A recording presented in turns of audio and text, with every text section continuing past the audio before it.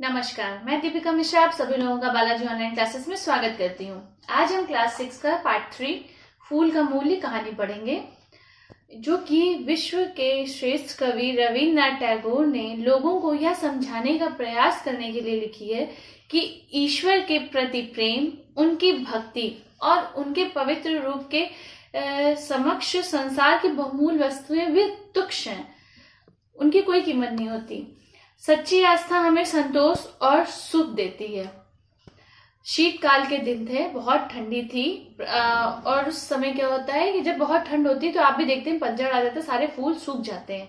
तो जो सारे वन उपवन थे वो सभी सूख चुके थे और जो जितने भी तरुगण थे वो बिल्कुल शिशु विहीन माता पिता की तरह उदास से खड़े थे। मतलब जैसे उनके पुष्प नहीं निकल रहे थे, तो जैसे उनके बच्चे ना हो, और वो इसी वजह से जैसे लग रहा था उनके बच्चे नहीं हो और वो उदास से खड़े हुए हों। पर यह सरोवर किसका है? उस सरोवर के ठीक मध्य में एक कमल दल प्रफुल्लित हो रहा था। मतलब एक कमल का फूल खिला हुआ था। यह तो सुदास माली का सरोवर है। ऐसा मनोरम फूल तो वसंत के काल में भी नहीं नसीब होता, मतलब तब भी नहीं मिलता, इतना सुंदर फूल खिला हुआ था। सुदास का मन आनंद से खुश, मतलब नाच उठा, वो बहुत खुश हुआ। उसने सोचा कि जो राजा जी हैं वो बहुत पुष्पों को, अगर मैं उन्हें प्रदान करूंगा पुष्प को, तो वो खुश हो जाएंगे, क्योंकि वो बहुत ज्यादा पुष्पों के प्रेमी, उन्हें फूल बहुत पसंद है। यही सोच रहा था कि वो जब उनको देगा तो उसको मुंह मांगी इसकी वो कीमत देंगे। इतने में क्या हुआ, एक ठंडी से हवा का झोंका आया, मानो जो कमल था वो भी खुश हो गया। और इतने में आकाश में कोयल कूक उठी। उसको लगा कि जैसे ये एक कोई शुभ संकेत है। अब वो क्या हुआ, उस फूल को लिया और उसको मतलब महाराजा जी को भेंट करने के लिए, मतलब एक तरह से बेचने के लिए उनके राजमहल के पास जाकर के वेट करने लगा। फिर उसने, जो वो था दरबारी, उससे बोला, उसने संदेशा पहुंचाया। तो उसने बोला कि ठीक है रुको। अब वो वहां पर बैठा था, उसकी रखवाली, मतलब बिल्कुल रखवाली कर रहा था कि कमल की एक भी पंखुड़ी कहीं झड़ ना जाए और उसको कोई नुकसान ना हो। इतने में क्या होता है, राजपथ से एक पुरुष जा रहा होता है, राजपुरुष। तो वो उसके पास आता है। जब वो फूल को देखता है तो वो खुश हो जाता है। वो उससे पूछता है क्या तुम्हें फूल बेचना है? तो जो सुदास होता है वो छोटा सा उत्तर देता है कि मैं इसे राजा जी के चरणों में प्रस्तुत करना चाहता हूँ। तो वो बोला, जो राजपुरुष था उसने बोला, मुझे ये राजाओं के राजा को भी देना है, उनको चढ़ाना है, क्योंकि भगवान स्वयं पधारे हैं। और तुम बताओ इसका क्या दाम लोगे? तो जो सुदास था उसने बोला, मैं एक असरफी की चाह लेकर निकला हूं, मतलब एक सोने का सिक्का, मुझे स्वीकार है। इतने में मंगल वाद्य बज उठे, सराइया गूंज उठे और जो राजा जी थे राजा प्रसेनजीत नंगे पांव भगवान प्रभु महात्मा बुद्ध के दर्शन करने के लिए जा रहे थे। जब वो जाने लगे तो उन्होंने देखा कमल का फूल, तो वो खुश हो गए और उन्होंने सोचा सिर्फ एक फूल की कमी थी, वो भी पूरी हो गई। तो वो सुदास माली के पास आए और पूछे कि ये कितने में बेचोगे? तो उसने बोला, महाराज ये पुष्प तो इन पुरुष ने खरीद लिया है। तो उन्होंने पूछा कितनी असरफी में? तो उसने बोला 1 असरफी में। तो महाराज बोले ठीक है मैं 10 असरफी देता हूँ।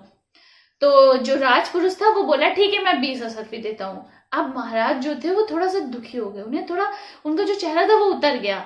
तो इतने में वो उनको सर नवाया और उसने तब बोला था कि मैं 20 असरफी देता हूँ। तो उसने कहा, महाराज आज आप और मैं राजा और प्रजा के रूप में नहीं, बल्कि 2 भक्त जन के रूप में खड़े हुए हैं। आप भी भगवान के दर्शन को जा रहे हैं और मैं भी जा रहा हूँ।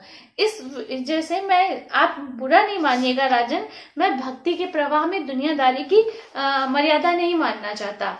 तो जो राजा थे उनको भी फिर संतुष्टि होगी, तो उन्होंने बोला ठीक है मुझे मंजूर है, चलो ठीक है तुम बोलो, मैं तुम 20 दोगे तो मैं 40 दूंगा।